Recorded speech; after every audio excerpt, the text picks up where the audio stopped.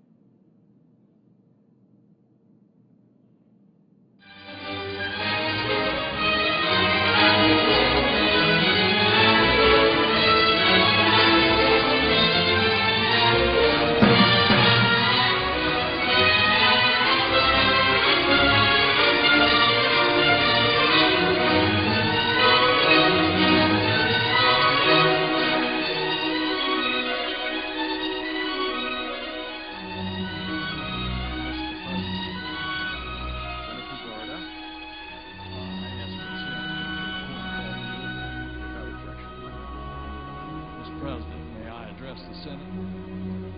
Without objection.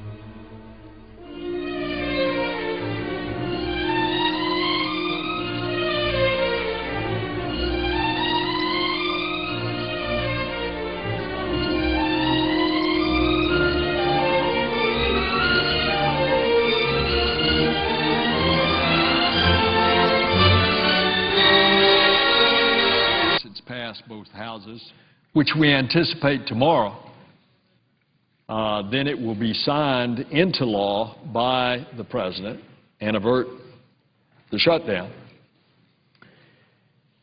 But, Mr. President, had there been a shutdown, or in the alternative, had a law proposed in the House of Representatives appropriations, H.R. 1, been law, what we would have seen is a number of the hunger programs would have been savaged. There would have been a huge savaging of the feeding programs around the world by USAID, an arm of the State Department which saves untold thousands, if not millions, of lives, particularly of children. They have a program right now in Africa, for example, of just providing mosquito netting that cuts malaria by 30%. But also USAID uses a lot of American agriculture to help feed hungry, starvation populations. And those programs would have been cut significantly had H.R. 1, the House of Representatives appropriations bill, been the final decision. Fortunately, it wasn't. And fortunately for the hunger programs, both abroad and at home, the least among us will not have to suffer those cutbacks to the budget for the duration of this fiscal year, for the next 6 months. But even so, there were some significant cuts in what has been agreed to in the funding for hunger programs here in America. There was a $500 million cut of Women, Infant, and Children's Program, otherwise known as WIC, the Federal Health and Nutrition Programs for women, infants, and children.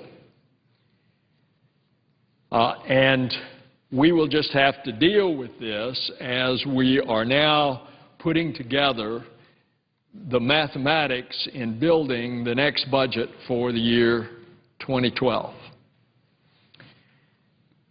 Mr. President, I decided to come over here and talk because I want to talk about one of my closest personal friends, former Congressman and former Ambassador Tony Hall of Ohio, who started a fast 16 days ago.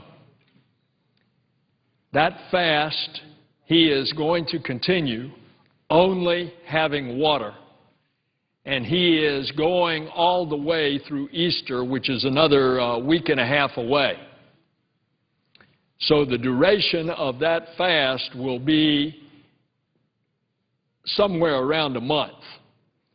And you can imagine what happens to your body when you don't take in any nourishment other than water for 30 days. That's what Tony Hall is doing. It's very interesting that people are joining him. Some 35,000 people nationwide have joined Tony in a fast. It may not be a complete fast like he is doing with only water, and it may be just that they are doing a fast one day a week. It's interesting that 30 members of the House of Representatives have joined their former colleague, Congressman Tony Hall, in this fast, and that includes, just announced, 14 women U.S. lawmakers plan to add to protest the deep cuts in the programs that help the poor that battle hunger in the U.S. and overseas. And, Mr. President, I would just say that, in conclusion, you can tell about a great nation about how it takes care of the least of those among us. It is certainly a part of our Judeo-Christian heritage throughout the Hebrew Scriptures and the New Testament that over and over the most referenced part of the Scriptures is the obligation of a society to take care of the least privileged among us. Back in the old days, some 2,000 years ago and even before, they had a Social Security system in that agricultural economy of the time called gleaning. For those who owned the wheat fields would go in and reap the wheat, but it was the standard practice of the day that they would leave enough wheat on the stalks so that the poor could come in and glean the fields in order that they would have sustenance. That was their Social Security system of the day. Our systems of aiding the poor are much more sophisticated, include the programs of USAID, the Department of Agriculture. But as we have to cut the budget, we must constantly remind ourselves, as Ambassador Tony Hall is reminding us right now with his fast for a month, that it is an obligation of all of us to take care of the least among us. I will close by quoting that passage from Matthew 25. When you did it for the least of these, my brothers and sisters, you were doing it for me. Mr. President, I yield the floor. Mr. President, Leader. before my friend leaves the floor, I had the good fortune to serve in the House with, as my friend did with Tony Hall, a very dedicated, thoughtful man, and I wasn't aware of his doing this fast. That's a real fast, and it shows how strongly he feels and has felt for many years about this. So it's nice that my friend from Florida brought this to the attention of the American people.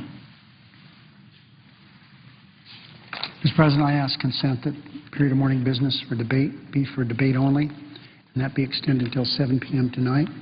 Senators permitted to speak for up to 10 minutes each.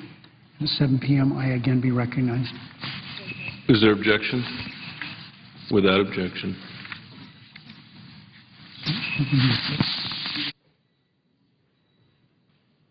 Mr. President, The Majority Leader. I ask unanimous consent that on Thursday, April 14th, following any leader remarks, the Senate proceed to period of morning business for debate only, with senators permitted to speak for up to 10 minutes each, until the Senate receives the papers from the House with respect to the following items: H.R. 1473, the Department of Defense and Full Year Continuing Appropriations Act; H. Conres 35, a correcting resolution relative to prohibition of federal funds for health care reform; and H. Conres 36, a correcting resolution relative to a prohibition of federal funds for Planned Parenthood.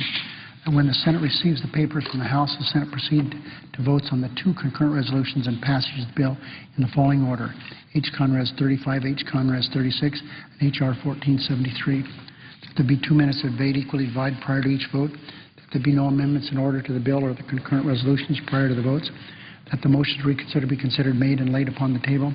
That the correcting resolutions and the bill be subject to a 60-vote threshold. That the only points of order and motions in order be budget points of order, and the applicable motions to waive. Further, that the Secretary of the Senate immediately notify the House representatives of the results of the Senate's action on the House measures. Is there objection? Without objection.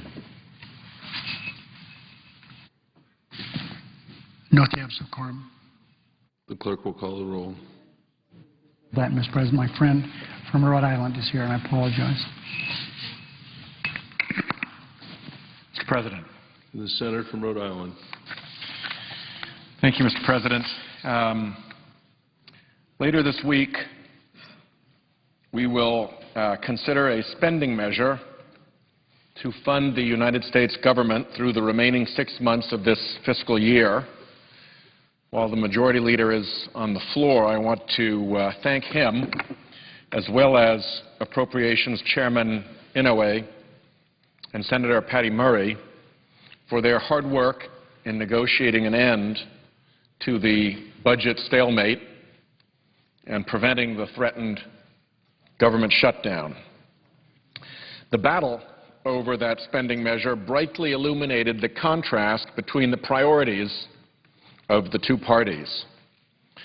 The priorities of the House Republicans, I believe, are completely upside down.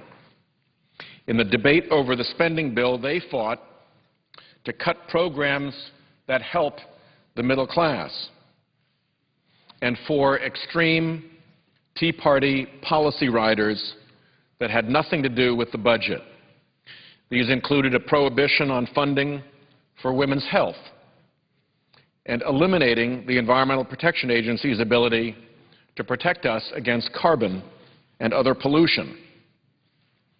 At the same time, the House Republicans refused even to consider raising revenue by closing tax loopholes, for instance. Not one.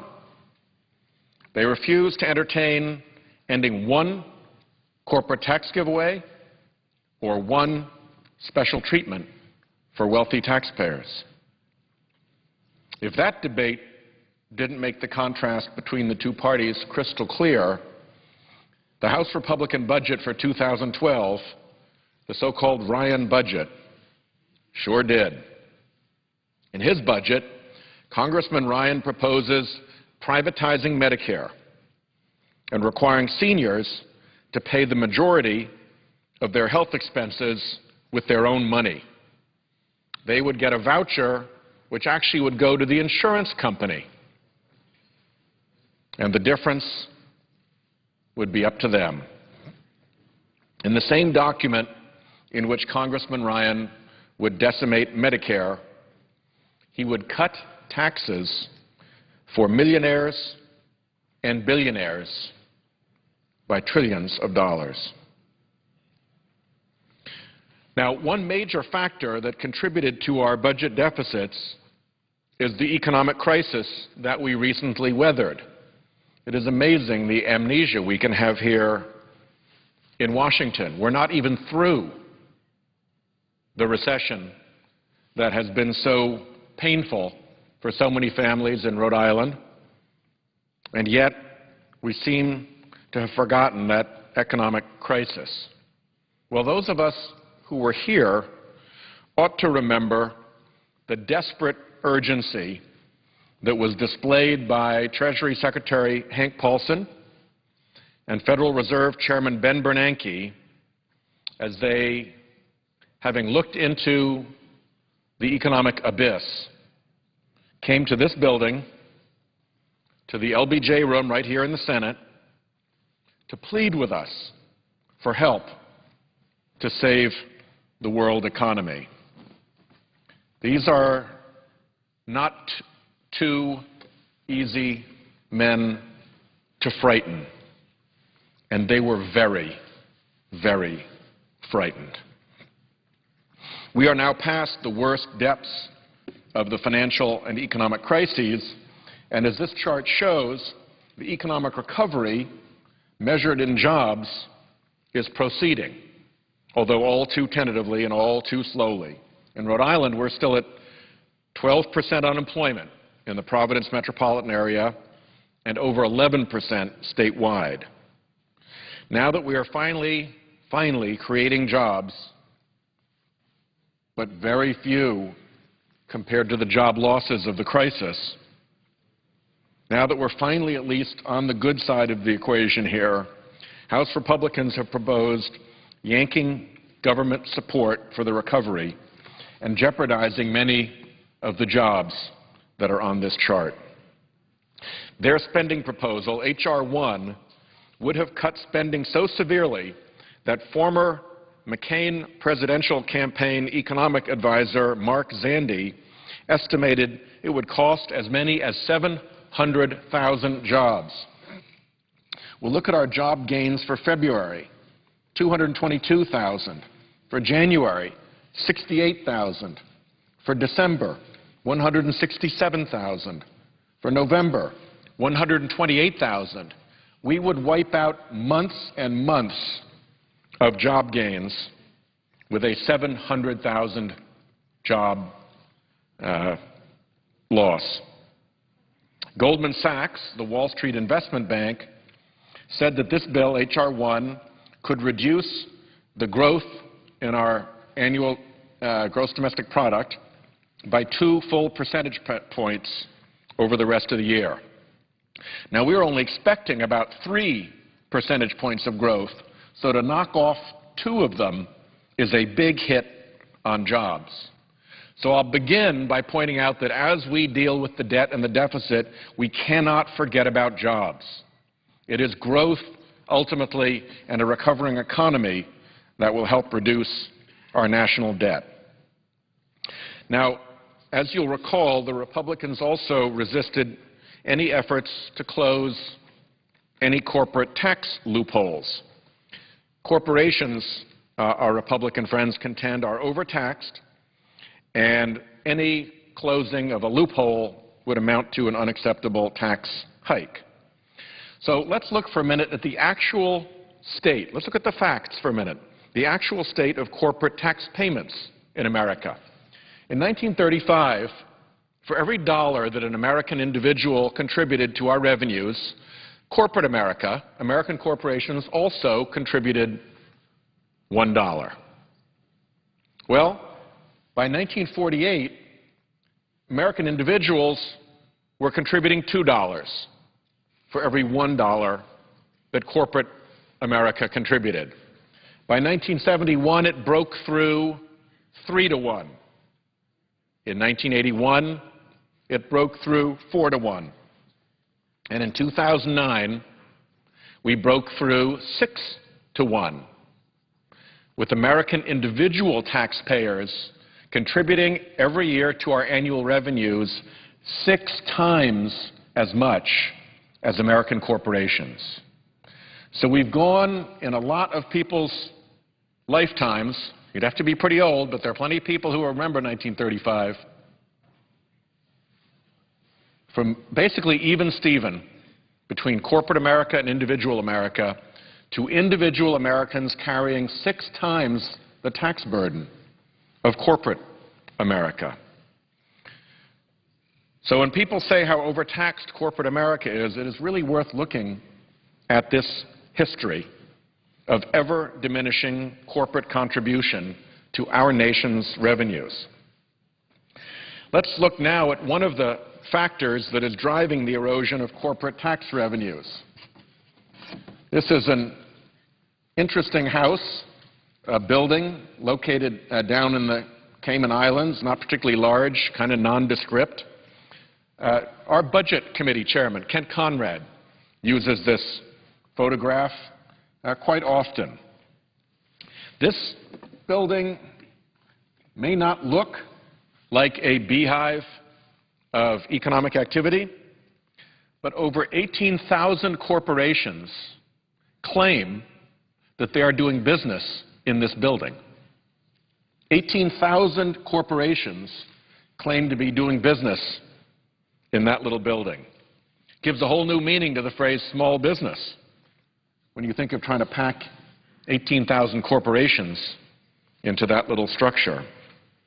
Well, as Chairman Conrad has pointed out, the only business being done in that building is funny business, monkey business with the tax code, tax gimmickry.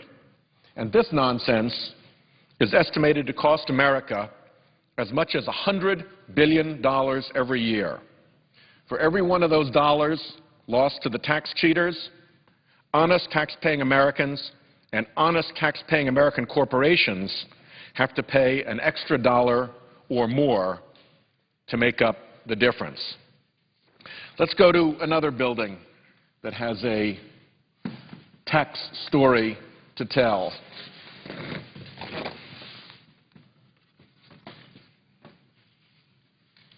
This is the Helmsley Building in New York City, and it's a nice-looking place. The building is big enough to have its own zip code. That means that the IRS reports of tax information by zip code can tell us a lot about this building. And here is what this building tells us from actual tax filings and actual tax payments. The well-off and very successful, indeed admirable, occupants of that building paid a lower tax rate than the average New York City janitor. The average tax rate of a New York City janitor is 24.9%. The average tax rate of a New York City security guard, I'm sure the Helmsley Building has security guards, is 23.8%.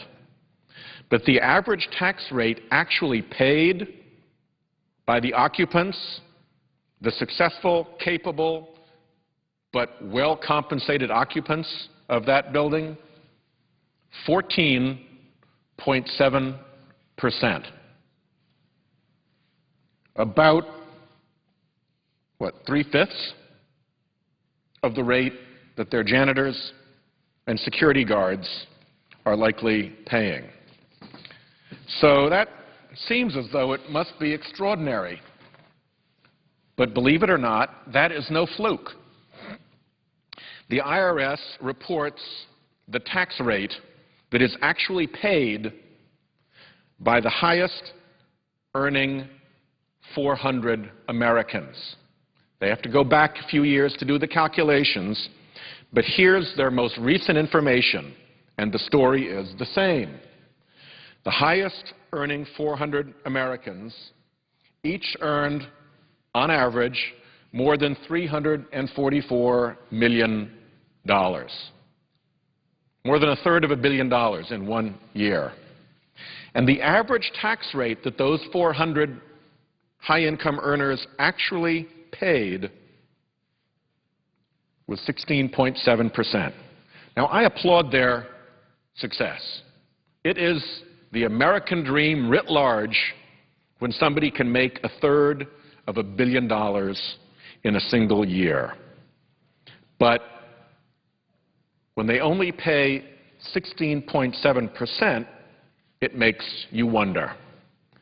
You might wonder, for instance, at what wage level does a regular, single, working person start paying 16.7% in total federal taxes.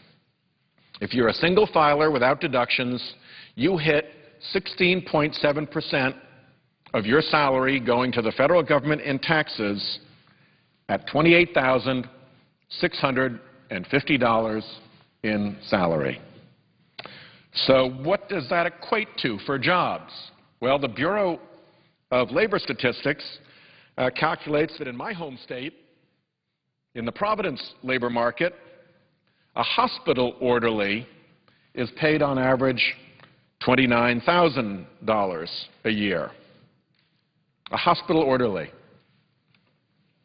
paying 16.7%.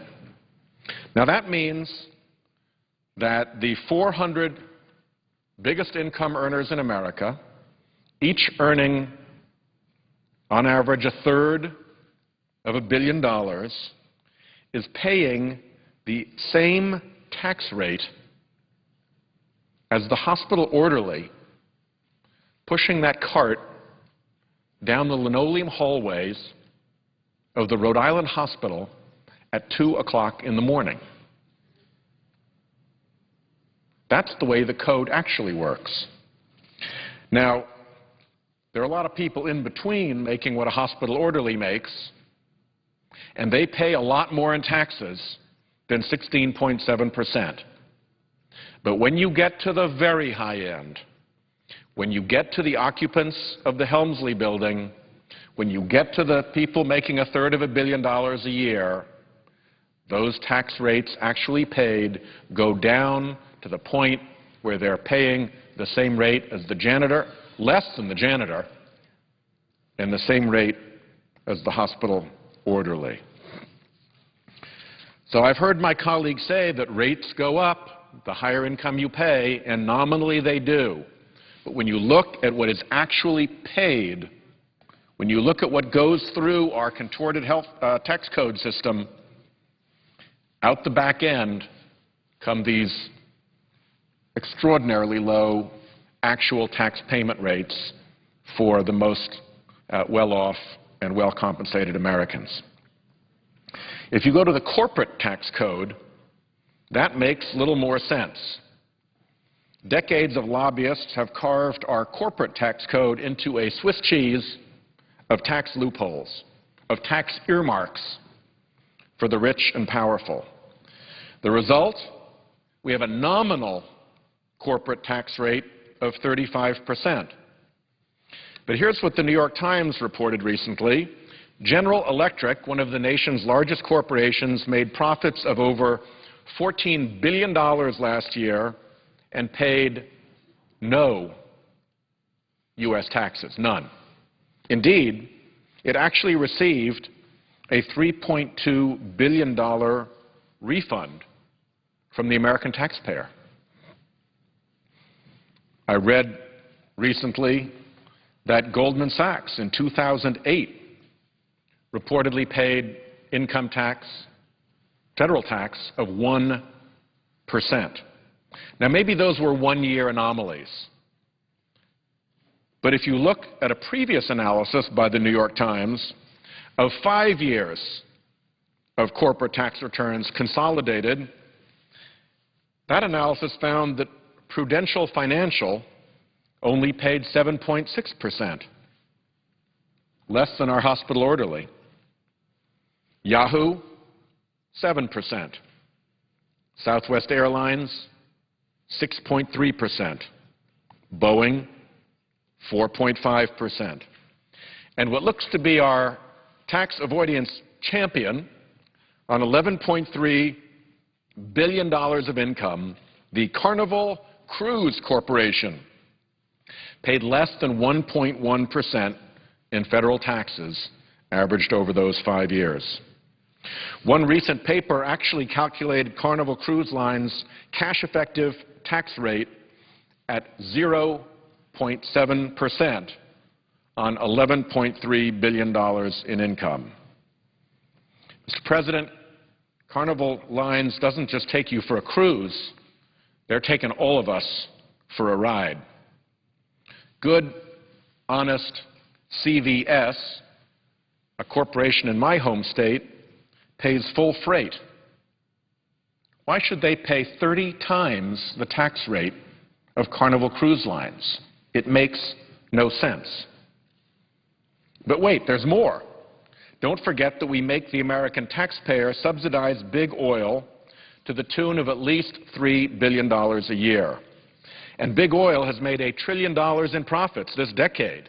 They hardly need to raid the pockets of the American taxpayer. But on an effective tax rate basis, the petroleum gas industry pays the lowest rate of any industry. I think that these are all noteworthy landmarks of where we are in our budget and debt and deficit discussion. But the big landmark, what I call the Mount Everest of landmarks that casts its shadow over the entire budget discussion, is health care. Representative Ryan's health care budget proposal is radical and would create terrible harm for seniors. But I do agree with Representative Ryan on his statement that says the following: if you want to be honest with the fiscal problem and the debt, it really is a health care problem. He is right. And the landmark feature of this landmark problem is this: the health care cost problem is a health care system problem. Our national health care costs are exploding. The health care system is driving up the costs of Medicare. The health care system is driving up the costs of Medicaid. The health care system is driving up the costs of private insurance, of Blue Cross, of United. The health care system is driving the cost of the military's TRICARE system and the VA system. No one is exempt. It doesn't matter who your insurer is. The health care system is what is driving the costs in public and in private programs alike. So we have to address the health care system problem if we're going to get our health care costs under control. Simply going after one manner of payment, like the Medicare system, misses the real target and will cause us to fail at our endeavor. Instead of tackling this vital problem of the underlying growth in health care costs, the Ryan budget would end Medicare as we know it. And just look at these numbers. I was born in 1955. It was a $12 billion program, the entire national health care system. By 1979, up to $219 billion. By 1987, $512 billion. By 1992, $849 billion. And from 1992 to 2009, it has soared to $2.5 trillion. This is a rocket that every insurer is on. And you can't just throw the Medicare people off of their health care and pretend you're going to do anything about bringing down that accelerating curve. But instead of tackling the underlying growth, the Ryan budget would end Medicare as we know it. That would be a tragedy and a mistake. Medicare, along with Social Security, is one of the most successful programs for human well-being in the history of the world. It allows tens of millions of older Americans to enjoy their golden years with minimal concern about paying for health care.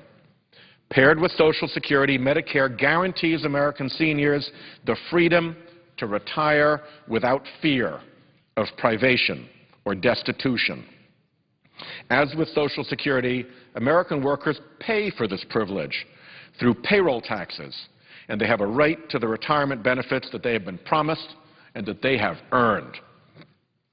The House Republican budget drafted by Mr. Ryan would break our pledge with Americans who have been paying Medicare payroll taxes by ending Medicare as we know it and replacing the single-payer system with vouchers for private care that will not come close to paying the full cost of insurance.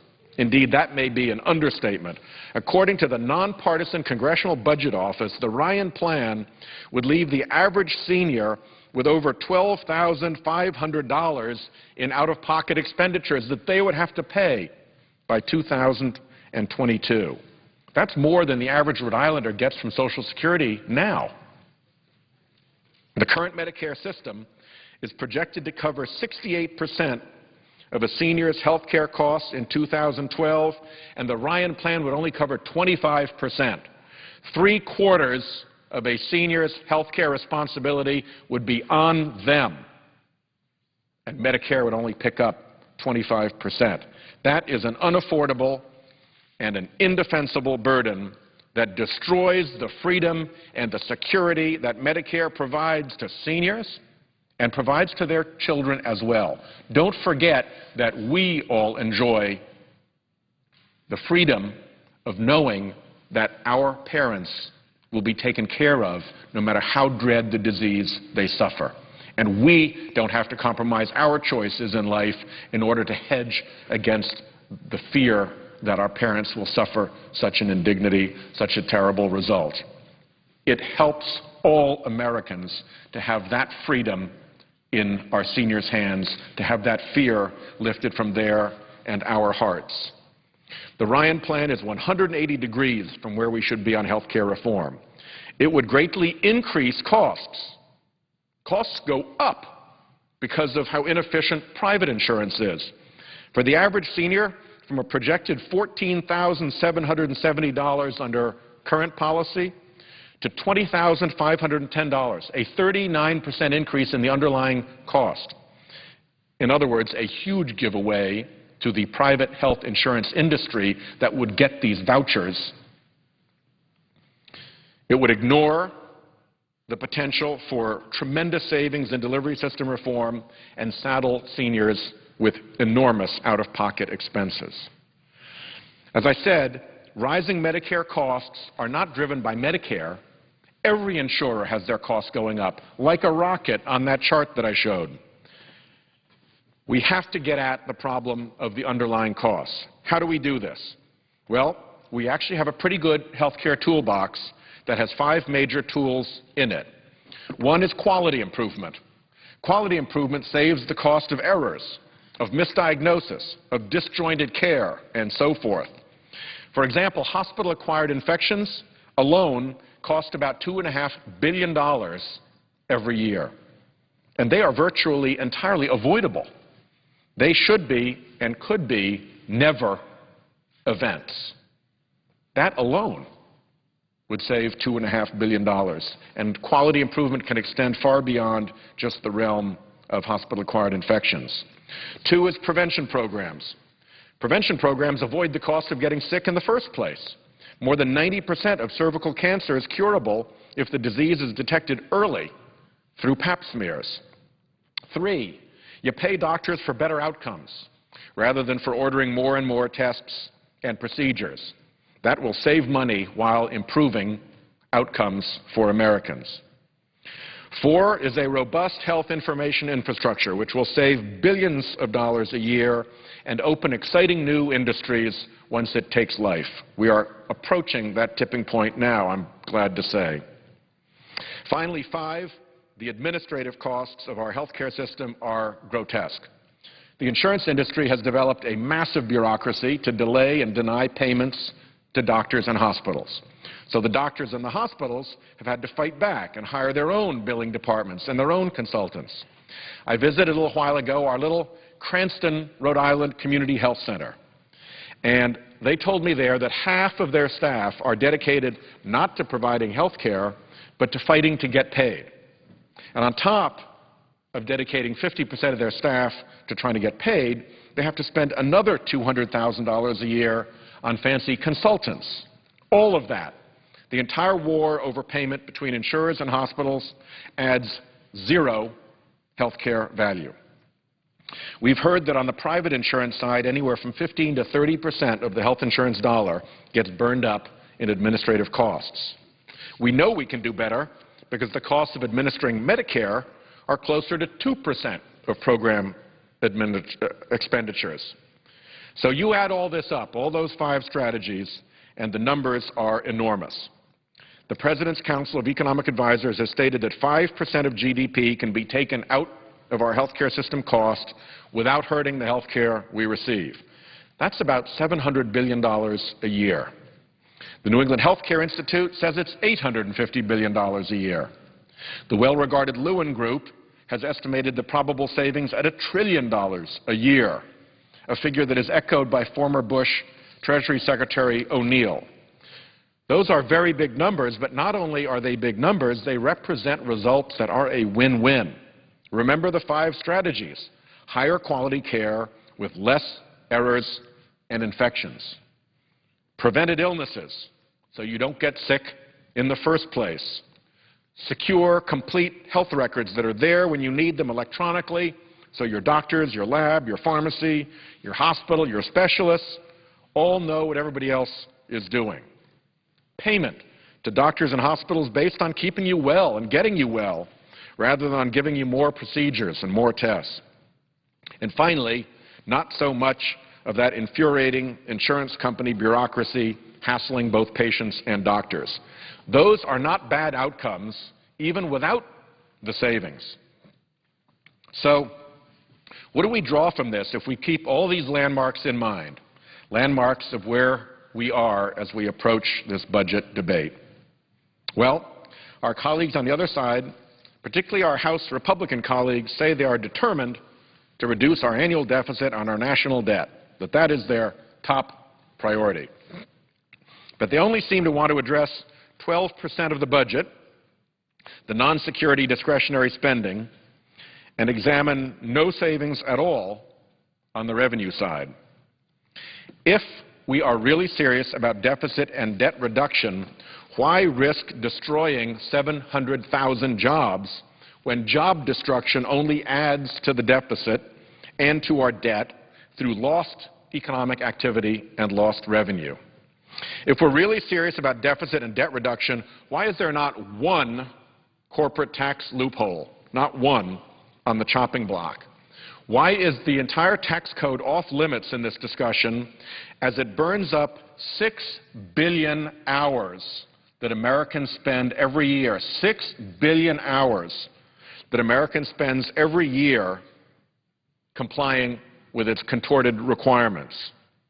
Why must that hospital orderly pushing his or her cart down the linoleum hallway at midnight pay a higher tax rate than some of the most fortunate and able Americans making hundreds of millions of dollars each in a single year?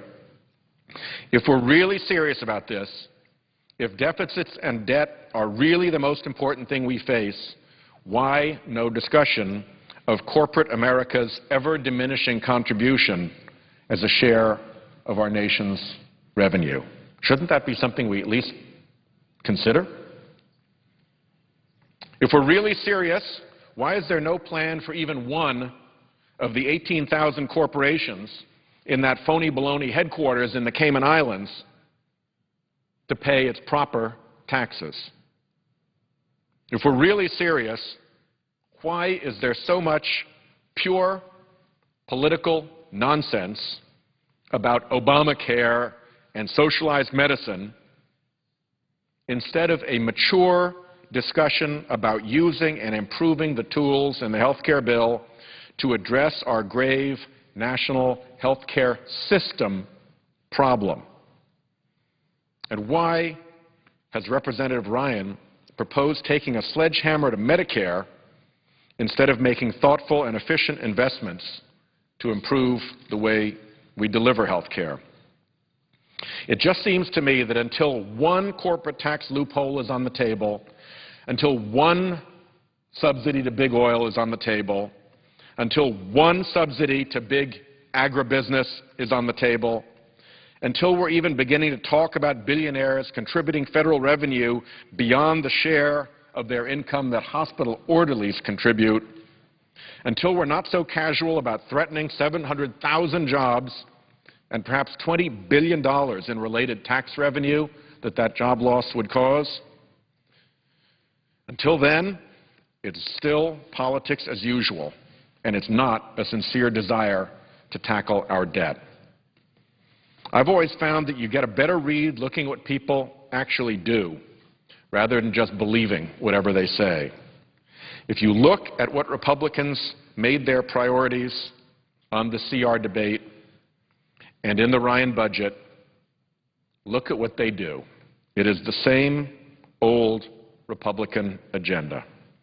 Attacking programs that help the poor, attacking women's right to choose, attacking national voluntary service, helping polluters get around public health measures, reducing the share of revenues paid by corporations and very high-income individuals.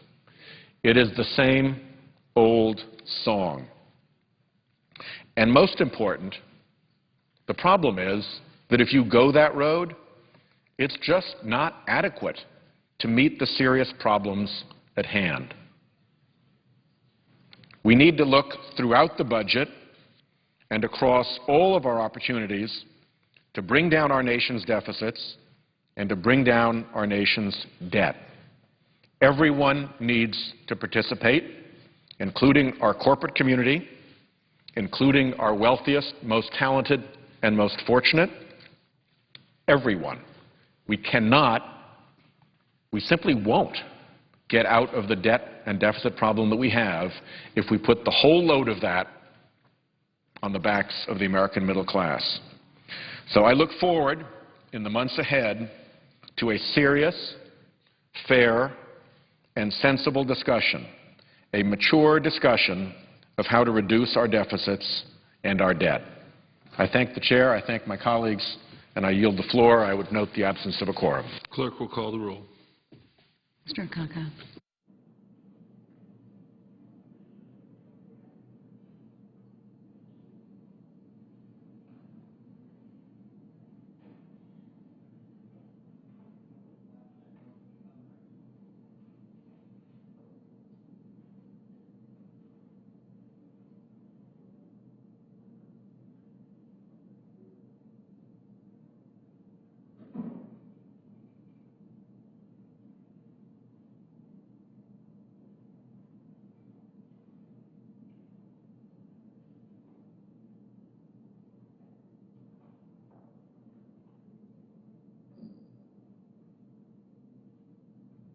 President.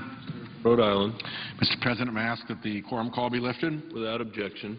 Thank you, Mr. President. We appear to have come to the end of our day, so I now ask unanimous consent that the Foreign Relations Committee be discharged from further consideration and the Senate now proceed to Senate Resolution 135. The clerk will report.